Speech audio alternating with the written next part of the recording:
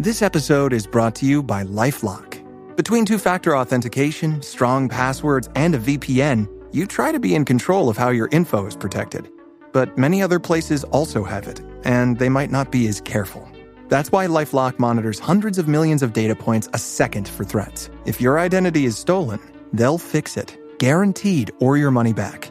Save up to 40% your first year. Visit LifeLock.com/podcast for 40% off. Terms apply. This is Joe Budden. You and I make decisions every day. But on PrizePicks, being right can get you paid. So I'm here to make sure you don't miss any of the action this football season with PrizePicks, where it's good to be right. With millions of members and billions of dollars in awarded winnings, PrizePicks is the best place to put your takes to the test. Plus, the app is really simple to use and available in 40-plus states, including California, Texas, and Georgia. Just pick two or more players across any sport. Pick more or less on their projections, and if you're right, you could cash in. With simple stats and fan-friendly policies, PrizePicks is the best place to make your picks. Most importantly, they don't play about your paper. All transactions on the app are fast, safe, and secure. Download the PrizePicks app today and use code SPOTIFY to get $50 in lineups after you play your first $5 lineup. That's code SPOTIFY to get $50 in lineups after you play your first $5 lineup. PrizePicks. It's good to be right. Must be present in certain states. Visit prizepicks.com for restrictions and details. It's the 77 WABC News Hour. Talking the news with Noam Laden. All the news you need to know with Joe Nolan, traffic, Justin Ellick, sports. And now, Talking the news with Noam. On 77 WABC. Yes, that's me. Good morning. It is Friday, September 5th. Your forecast from the 77 WABC Weather Center. Mix of sun and clouds today. The high going to be 82. And then the weekend, just kind of a mixed bag. Saturday, it'll be partly cloudy in the morning, thunderstorms likely in the afternoon, high 83. And then Sunday, we'll have showers in the morning, clouds in the afternoon. The high's only going to be 70. If you're walking out the door with us right now, it is 68 partly cloudy in Smithtown out on Long Island, 63 partly cloudy in Blairstown over in New Jersey, and it's 66 and clear right outside our Midtown studios. This is the Top 5 at 5. President Trump wants two mayoral candidates to drop out, so will they? Another swimmer goes missing down at the Jersey Shore. Who's putting tacks and nails on trails in one New Jersey town? Door kicking is the latest TikTok trend, and Riverdale neighbors don't like it much. And that breakdancing man at a New Jersey town hall will meet him as he goes viral. All right, let's go into it, and let's get into it at 5:01. We'll start with, thank God, they have caught up with this 18-year-old creep who shot and killed a 69-year-old woman with a walker in East Harlem last week. No doubt you heard about this story. So yesterday, they cuffed the man. Police say they have 18-year-old Faisal McCants. He's been charged federally, for allegedly firing 15 rounds from a machine gun on a street. One of those bullets hitting Robin Wright. She was not the target. This was East 110th Street, about 12:30, middle of the day last week. So they got him. And in East Harlem, where they know Robin Wright, they are thrilled this guy is off the streets. She was a beautiful person. God bless her. You know, she's in peace now. Yeah, this is one of those awful stories that just sticks with you. Wright was with a friend at the time, using her walker, was not the intended target, shot in the face, caught in the crossfire of an apparent gang-related dispute. This individual they took into custody, Faisal McCants, will likely appear in federal court later today. That, again, is neighbors in East Harlem who knew Robin Wright are happy this guy's off the street. She was a beautiful person. God bless her. You know, she's in peace now. Yeah, authorities still looking for at least one of his alleged accomplices in the robbery that sparked this deadly shootout. They have not found this person. 5:03, let's go down to the Jersey Shore where we have what apparently is another drowning. There's been so many at the Jersey Shore this summer. So search efforts have been underway now. It'll be 24 hours as the day gets on for a woman who went missing in the surf. This was yesterday morning. So cops got this 911 call. This was at Cape May. She says she watched her go into the water but never came out. Cape May city officials sharing social media posts that police, fire crews, beach patrol, they were all out in the area of Madison and Beach Avenue searching for this missing swimmer who went into the water. This was about 7:30 yesterday morning, and people on the shore were the ones who said they saw her go under and not come back up. It's very difficult to see. I'm a retired physician. We just can't stand seeing people injured and dying. We have the description of the woman. We have a white female, approximately 34 years old, dark pants, light colored shirt, dark hair. Officers with the Cape May Police Department were checking the beach once an hour through the overnight hours. Now, they did not give us any details if they found anyone. I think they would have. That is neighbors in Cape May dismayed that another swimmer's gone missing. It's scary. I mean, just to think, how strong, too, the rip currents could be. I can't imagine what the family's going through. My heart goes out to them. Yeah, the police department telling us overnight that they would plan to search this morning. That's assuming they did not find a body overnight. In another post shared by the Cape May Beach Patrol last night, they said the double red flags will be out today because the rip currents are expected to be bad along the beach in Cape May this morning. 5:04. Let's bring it a little further up northern New Jersey. So Route 3 in Clifton is going to be partially closed 4 days as crews continue to clean up what is a cooking grease spill. So now this spill actually happened on Wednesday night. Eastbound lanes between Bloomfield and Main Avenues.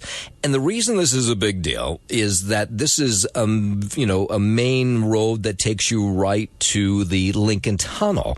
So that you'll have delays as they do the cleanup here. Now, I was looking at the cameras this morning trying to figure out if the traffic is still bad in that area. But of course, it's the middle of the night, so there's not a ton of cars coming.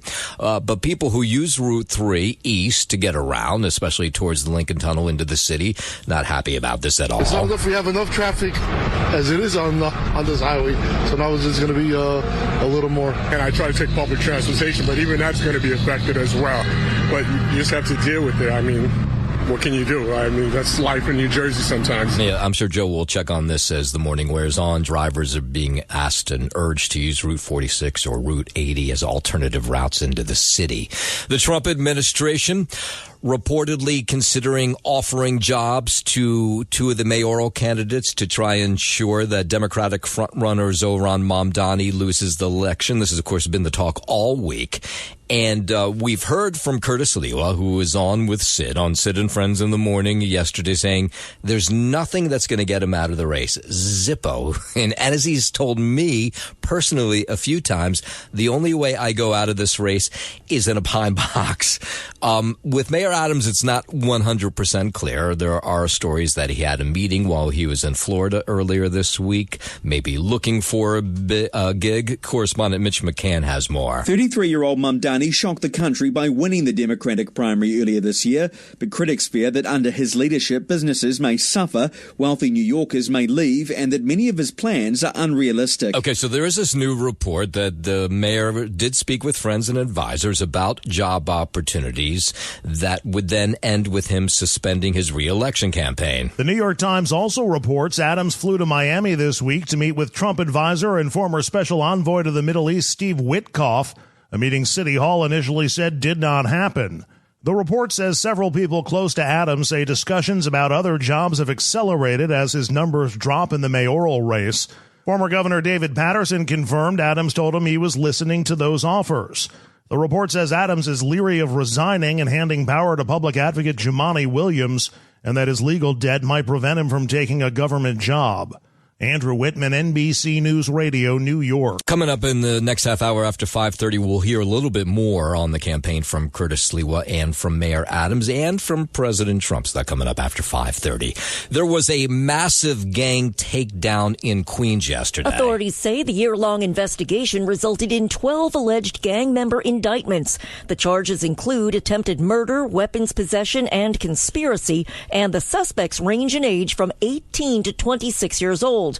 Police Commissioner Jessica Tisch says they're responsible for several murders in Southeast Queens. For more than a year, they waged a campaign of retaliatory shootings across South Jamaica, targeting Blitz Gang 4 rivals, escalating petty beefs into gun battles. Authorities say they were operating out of the Rosedale and Laurelton neighborhoods. I'm Lisa Ritchie, 77 WABC News. You a little bleary-eyed like I am this morning watching the first football game of the season? I can't get enough of it. So Thursday night football, first game of the NFL season. The Eagles won 24-20 last night over the Cowboys. And you may have noticed that there are some new rules this season. The biggest, no doubt, is the absence of chains to determine first downs. That's been replaced by a virtual measuring system that uses 6 cameras that track the ball.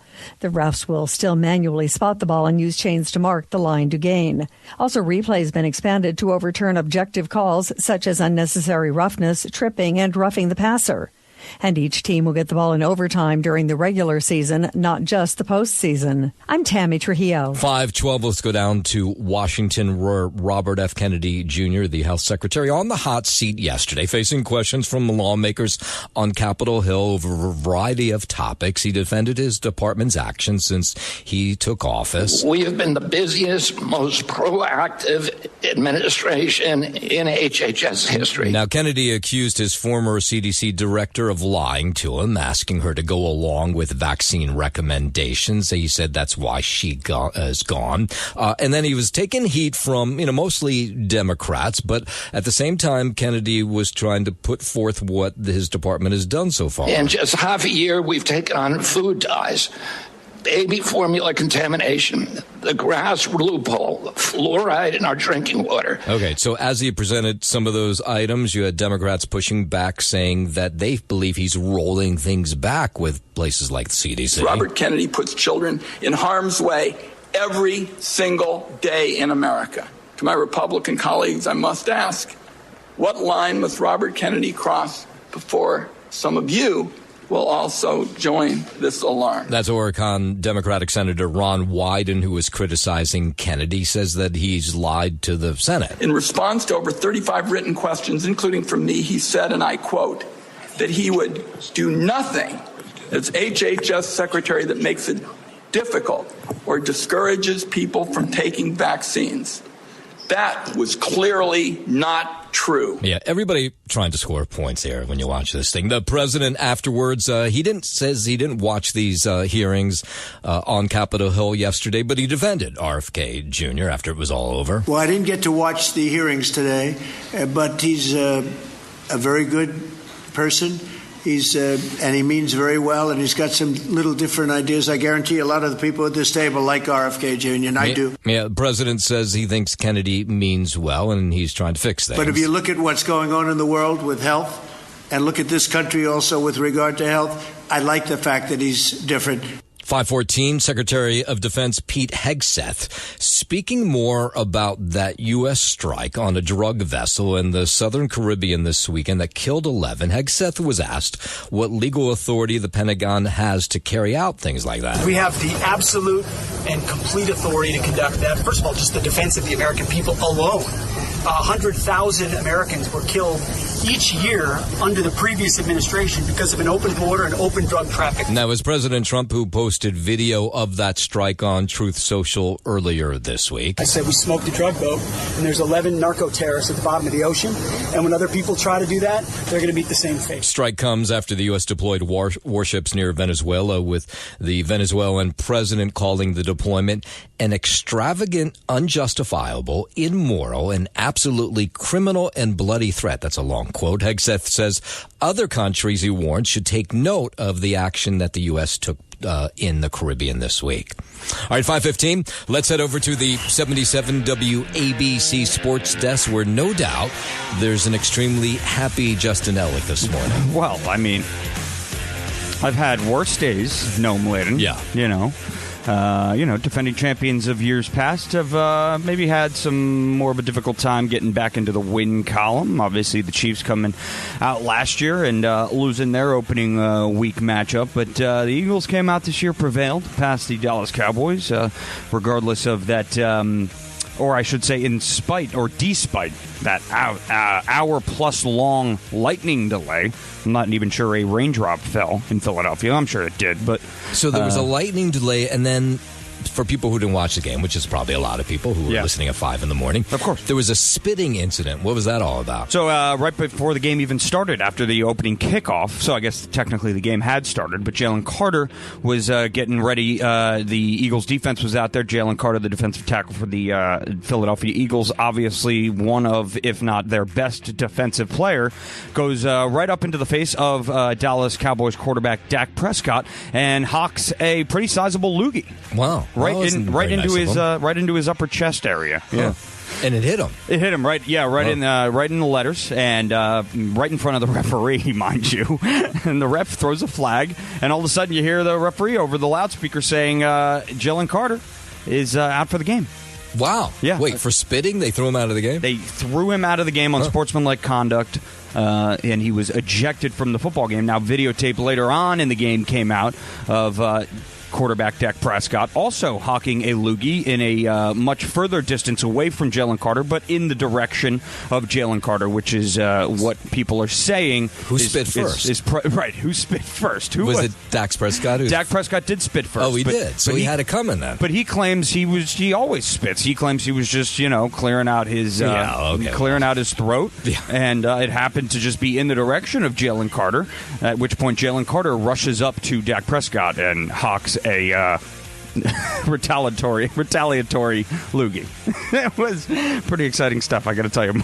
Almost more exciting than the game itself. And the Eagles do go on to win 24-20 after that big delay. So they start the year 1-0, big divisional win there. Tonight out in Brazil, the NFL Sao Paulo game, 8 p.m. Chiefs and Chargers, the AFC champion Chiefs, getting their season underway. 3.5-point favorites heading into Brazil against the Chargers. And Sunday at 1 p.m., both of our local squads getting underway in the Giants and the Jets. Giants are out in Washington up against the Redskins, 6.5-point underdogs there. And also at 1 p.m. on Sunday, the Jets at MetLife will welcome in Aaron Rodgers and the Pittsburgh Steelers as 2.5-point underdogs. Quickly to baseball here, Carlos Rodon pitched 6 strong innings to tie for the Major League victory lead with 16, and Trent Grisham hit his career-high 30th homer of the season and 100th of his career to help the Yankees beat the Houston Astros 8-4. New York now sits 3 games behind first place Toronto in the East and half a game up on Boston for the AL's first wild card.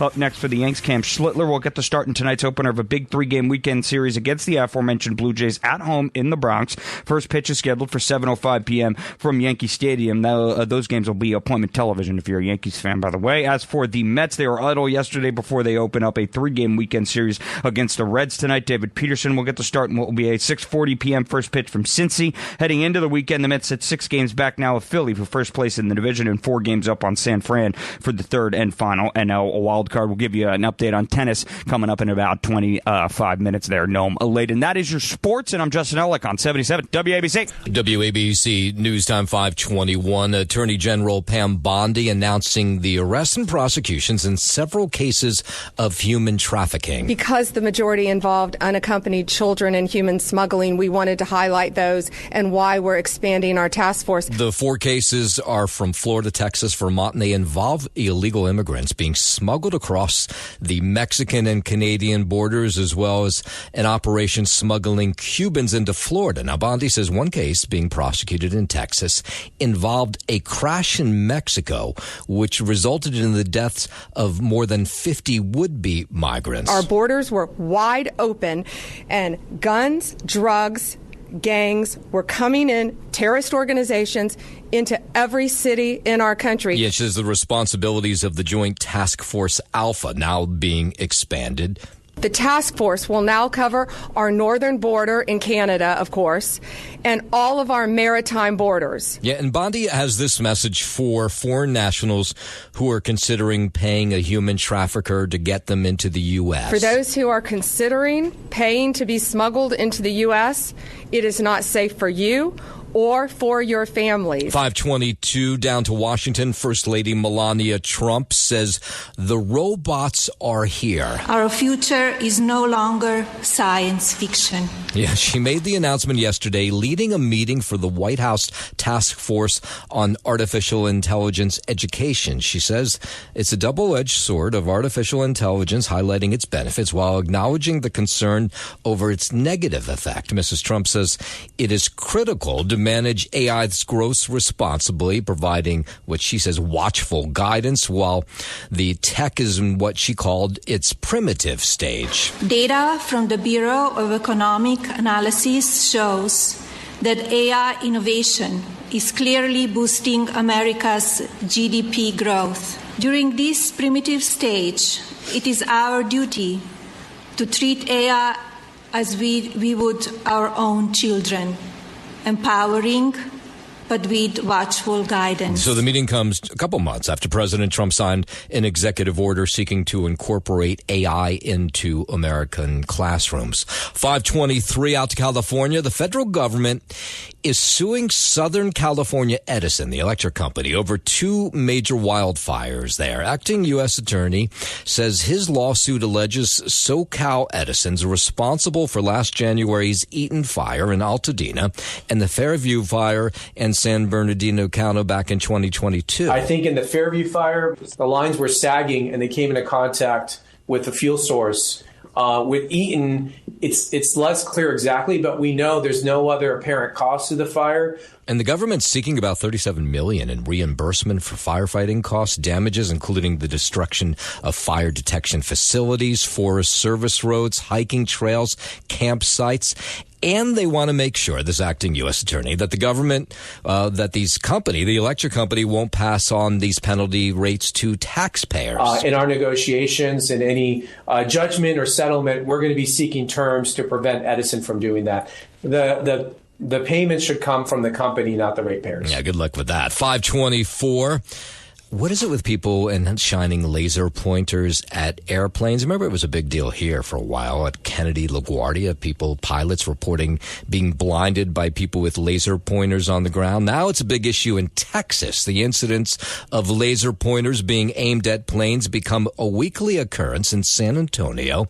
And, of course, it's incredibly dangerous. And you go after these dopes, they should be jailed. Aiming a laser at an aircraft creates a serious safety hazard that puts everyone on the plane and those on the ground below at risk. Yeah, that's somebody with the FAA in Texas. A search of the federal database shows that everything from giant commercial jets to single-engine Cessnas have been hit with lasers in San Antonio in the last couple months, and they haven't been able to find the person or people behind this. But you really got to be a jerk to do something. These range from people not knowing how powerful their laser is to people doing it intentionally. No, I think these people are doing it intentionally. People who shine lasers at aircraft can face FAA fines up to $11,000 per violation.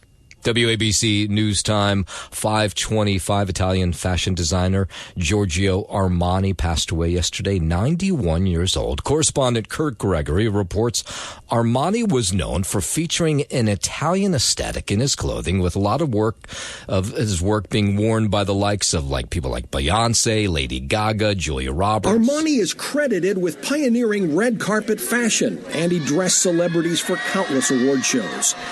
But Armani will be remembered not as someone who simply designed clothes, but for the distinctive and unique styles he created. Armani designed costumes for more than 100 movies, including The Dark Knight, Ocean's 13. Now, he did not appear at his brand's Milan fashion show in June. That was the first time in his career.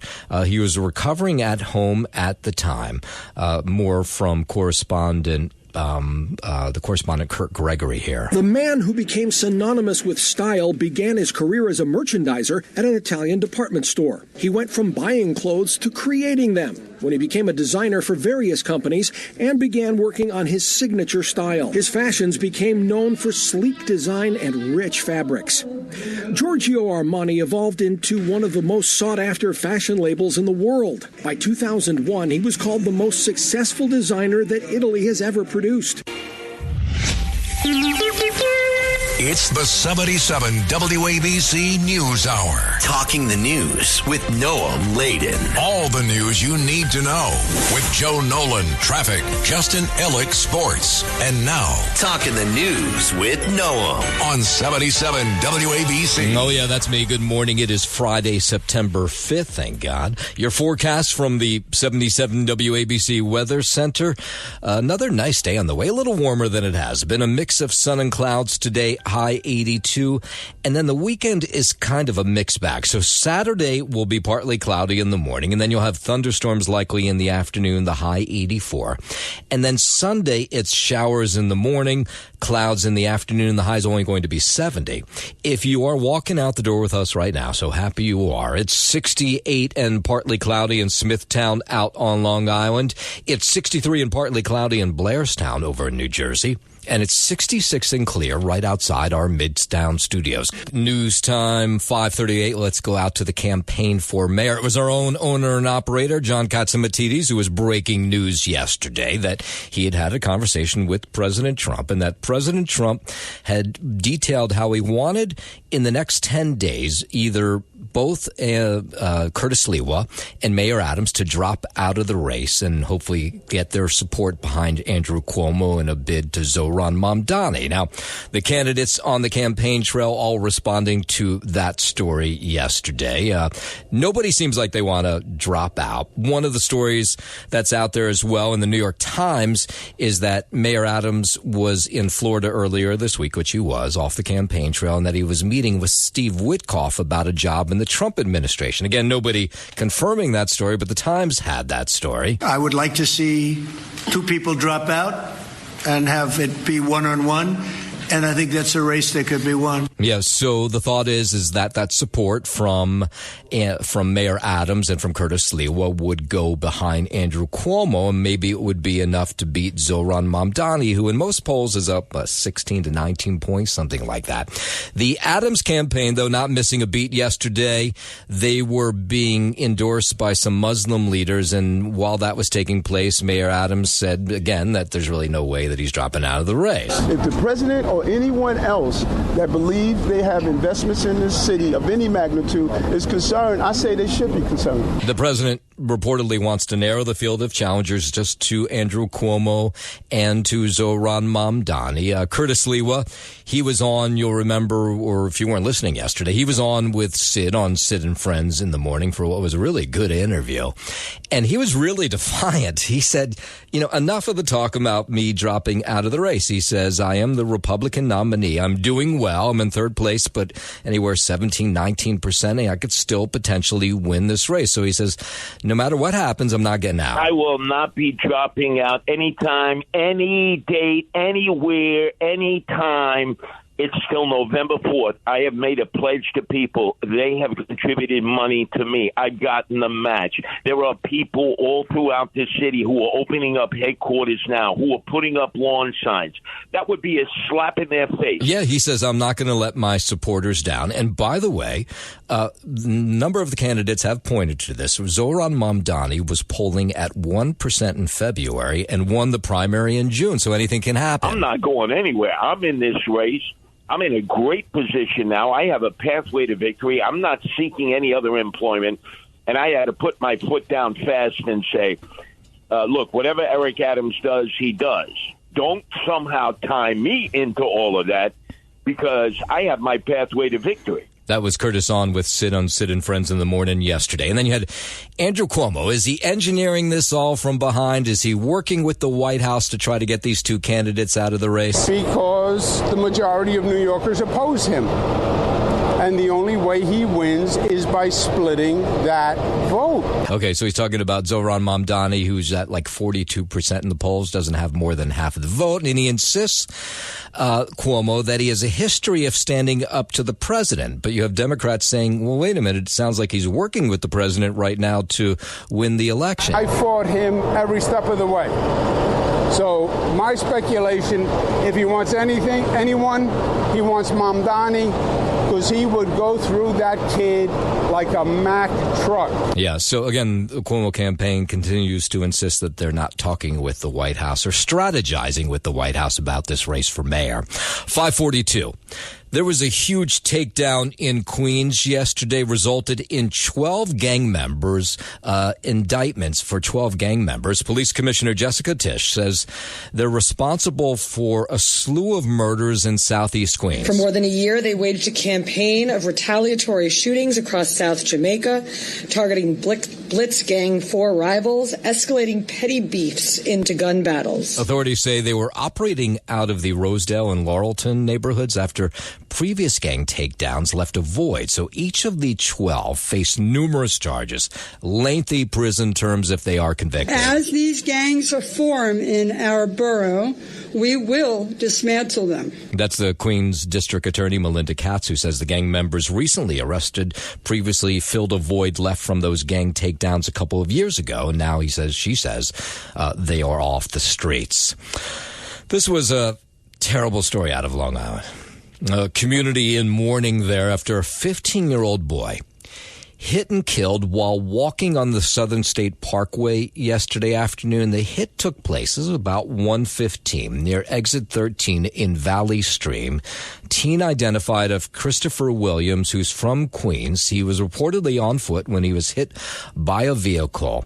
And what had happened is he had gone missing from the Martin DePorres School for Exceptional Children in Elmont. It's a school for special needs kids. Now, it's not clear how he got away from the school, but unfortunately, after he did, he was hit by a car and killed. Neighbors in this neighborhood heard the crash. I was home at the time. I just heard the screeching. I saw, the police activity. I saw Nassau County. I saw state troopers. The thing's so heartbreaking. Tremaine Garden, that's who you heard there. He lives steps away from where the collision occurred. He says, unfortunately, this is a stretch of the roadway where there's been other accidents before. It's notorious. There's always accidents, car accidents, any type of night. Hear a lot of accidents, hear a lot of tires screeching. Yeah, so the circumstances surrounding why Williams got away from his school was walking on the highway. That's still unclear this morning. Heartbreaking. Any loss of life is heartbreaking. You say a prayer, what can you do? It's hard. Not much else you can do. 544. Over to New Jersey, where the governor's race is heating up there. Democrat Mikey Sherrill, Republican Jack Ciattarelli releasing their first TV ads of the campaign with 2 months to go till Election Day.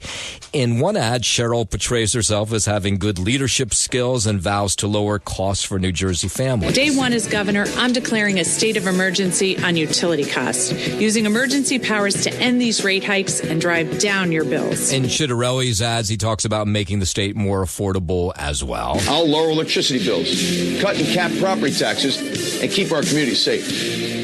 Folks, it's time to fix New Jersey. When I'm governor, we will. Now, while the race here in New Jersey, or rather in New York for mayor, is awfully interesting, this one in New Jersey is as well, because Mikey Sherrill had a double-digit lead over the course of the summer. Latest poll that was out maybe 24 hours ago, she's down to just a 7-point lead. So that race looks like it'll be awfully close in New Jersey. And while we're talking New Jersey, in a moment, we're going to tell you about this strange story of somebody who's leaving tacks and nails on bike and walking paths in one New Jersey town. We'll get into that in just a moment. Reverse 545. Let's head over to the 77 WABC Sports Desk and Justin Alec. Thank you, Noam Layden. Your final from Philadelphia last night. The Eagles and the Cowboys getting your 2025 NFL regular season underway out at Lincoln Financial Field. The Eagles unveiling that Super Bowl banner from their win last season. They beat the Cowboys 24-20. Big weather delay there in the middle of the action. About 3 minutes left there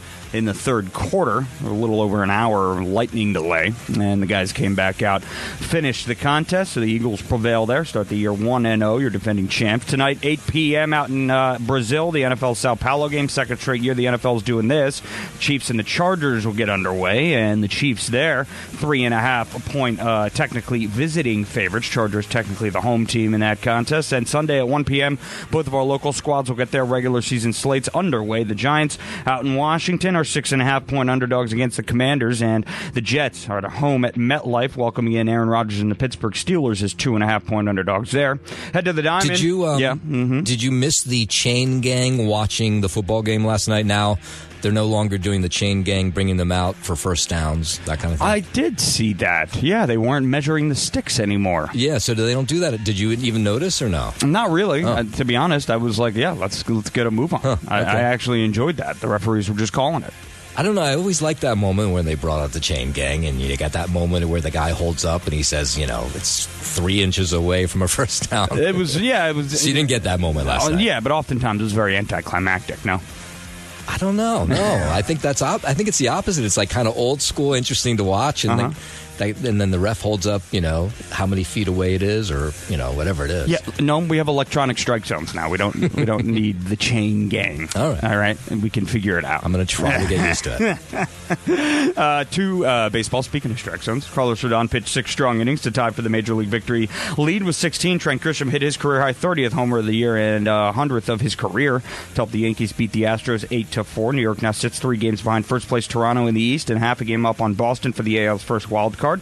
Up next for the Yanks, Cam Schlittler will get the start in tonight's opener of a big 3-game weekend series against the aforementioned Blue Jays at home in the Bronx. First pitch is scheduled for 7:05 p.m. from Yankee Stadium. As for the Mets, they were off yesterday, get a weekend set against the Reds going tonight. David Peterson gets a start in the opener. That's a 6:40 p.m. first pitch from Cincinnati. Mets sit 6 games back now of Philly for first place in the division, 4 games up on San Fran for the third and final NL wild card.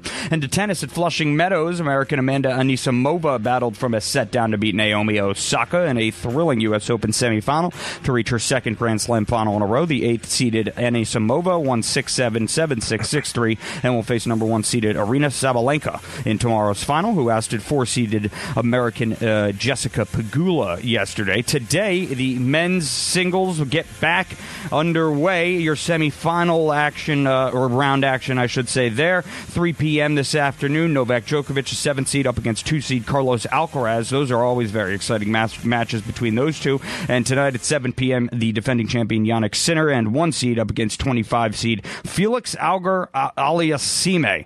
How did this guy get this far with the name like that? I don't know. That is your Sports Know Man. I'm Justin Ellick on 77 WABC. 5:51. Let's go out to New Jersey. Strange story out of Verona. Someone is leaving tacks and tire spikes along some dirt trails, some walking trails. The trail runs along this wooded area behind Brookdale Avenue School, parallel to Sunset Avenue. So the police department says they have found 1,200 spikes so far. 1,200. And they say they were definitely left there deliberately to cause damage to bikers, walkers, and animals. And if you talk to all those people, they said, yeah, they've seen them. It did. Like, it made a loud noise. My cousin, her tire popped because of the nails, and I was there when that happened. Yeah, so police don't know who's behind this. The spikes first reported to them the evening of September 2nd. They've received reports of damage to bicycle. Hundreds of spikes have been removed by the Verona Police Department over the last 72 hours. The trail goes right behind Brookdale Avenue Elementary School, so kids use this trail to get to and from school every day. Anything from like push-pin type devices to stars that were made of metal that when dropped on the ground would always point upright, causing anybody who drove over them or stepped on them to penetrate tires or shoes. Now, it almost sounds like it would be kids, but 1,200 spikes? I mean, that's a lot of spikes. The principal of Brookdale Avenue School, which is right next to this trail, they sent a letter home to parents to warn them about this. That is, parents in the neighborhood say, who's the jerk behind this? My kids have been back there a lot. Young boys just riding their bikes in the back of their school. It's that simple. And they shouldn't have to, fear that at all. I don't know why somebody would do that. That's terrible. Yeah, I don't know why anybody would do that either. New York City public schools opened up yesterday for the new school year. Of course, the big talk all summer has been this new cell phone ban that goes in place starting this school year. From the opening bell to the closing bell, you can't have a phone in your hand. You have to, depending on the school, lock it up in a pouch or put it somewhere. So Governor Hochul, she was out welcoming students outside MS 582 in Brooklyn yesterday, where they will keep their phone in pouches till the end of the day. You're going to be smarter because you'll be paying attention more in school. Your teachers will have a better experience teaching you and making connections with you. Yeah, okay. She's excited about it. I will point out not all students in city schools are excited about having to hand over their phone. I feel like it's going to be more focused. Mm-hmm. I'm kind of excited, honestly. Really? Maybe I'll get to, make more friends. People won't be on their phones as much. But I'm also a little bit worried. With the phones things, like, at the end of the day, if people don't want to focus on school, they're not going to focus on school. I can't even imagine my kids at the end of the day not having their phones, and then getting them, and then it'd be like, they wouldn't be able to get enough of their phones, but I think it's fantastic. 8 hours off the phone, great idea. NFL season came back, of course, last night. Justin telling you how the Eagles beat the Cowboys. For New York fans, of course, we have to wait till Sunday. It's a brand new campaign for Gang Green, with rookie head coach Aaron Glenn leading the show and newly acquired QB Justin Fields under center. But a big loss in the trenches for the Jets recently, as right guard Elijah Vera Tucker may have suffered a season-ending torn triceps. He's dealt with injuries throughout his career. For the Giants, newly acquired veteran Russell Wilson is QB1, but the team's best player is defensive tackle Dexter Lawrence, who was asked about Big Blue's brutal schedule. We got to go beat Washington. That's how I'm going to answer that one. James Flippin for 77 WABC News. Go Big Blue. Maybe you've noticed this. At the U.S. Open, the lighting is a little bit darker this year, but apparently it's to make it bird-friendly. The Billie Jean King National Tennis Center in Flushing Meadows is certified bird-friendly. The facility's wedge-shaped lamps are designed to cut light pollution, to preserve view of the stars, and protect wildlife, so they direct light onto the players without tossing the light into the surrounding skies. Night lights can disrupt bird migration and confuse other local wildlife like frogs and fireflies. The complex's 17 tournament courts were approved as dark sky friendly last year. Lisa G, 77 WABC News. I love my TikTok. I have to be honest. I look at it multiple times during the day. And you get these wacky TikTok challenges that go viral. There's the one, the Kool-Aid one, where kids are smashing through fences. I'll be honest, it shows up in my feed, and I'm entertained by them, but it's horrible. I mean, you're ruining people's fences. So the latest one is called the Door Kick Challenge. Have you heard of this one? I mean, kids are stupid. So this challenge involves kids going up to strangers' doors and trying to kick them in and then running away. And so there's been a number of these episodes up in Riverdale, up in the Bronx. And Judy, she's one of the people who had her door damaged. She's a senior citizen. It sounded as though somebody had shot something Yikes. At my door. But you didn't do damage. You didn't do damage. And this poor woman, she's a senior citizen. I think she lives alone. So she doesn't know what's going on. I mean, she doesn't know there's a TikTok trend where you're supposed to kick in someone's door. I have some chronic heart disease. I'm a senior citizen. I was terrified. And this got very serious. Maybe you saw this in Texas over the weekend. An 11-year-old boy was shot and killed after taking part in this door kick-in challenge. Somebody did not find it funny or entertaining and shot at this boy. Thankfully, they're going to throw the book at this guy. But the challenge is out there, and Judy, who had her door kicked in Riverdale, is telling these kids, stop doing something so stupid. To know that it could have been their grandparents behind the door. And would they do that to their grandparents? As a kid, yeah. I didn't realize who was on the other side of the door. The kids are stupid, and they do stupid things. Either way, police don't find this funny at all. They say if they catch up with these kids who are doing the kick-in challenge in Riverdale, they will arrest them. Thanks for listening to the News Hour with Noam Laden. You can hear the News Hour with Noam Laden weekday mornings at 5 on 77 WABC. If you like the podcast, share it with your friends and listen anytime at WABCRadio.com and download the WABC Radio app. Hit that subscribe button on all major podcast platforms. Plus, follow WABC on social on Instagram, TikTok, Facebook, and X. See you next time for a new episode, so you never have to wonder. What the heck is going on here? Hi, I'm Kristen Bell, and if you know my husband Dax, then you also know he loves shopping for a car. Selling a car? Not so much. We're really doing this, huh? Thankfully, Carvana makes it easy. Answer a few questions, put in your VIN or license, and done. We sold ours in minutes this morning, and they'll come pick it up and pay us this afternoon. Goodbye, truckie. Of course, we kept the favorite. Hello, other truckie. Sell your car with Carvana today. Terms and conditions apply.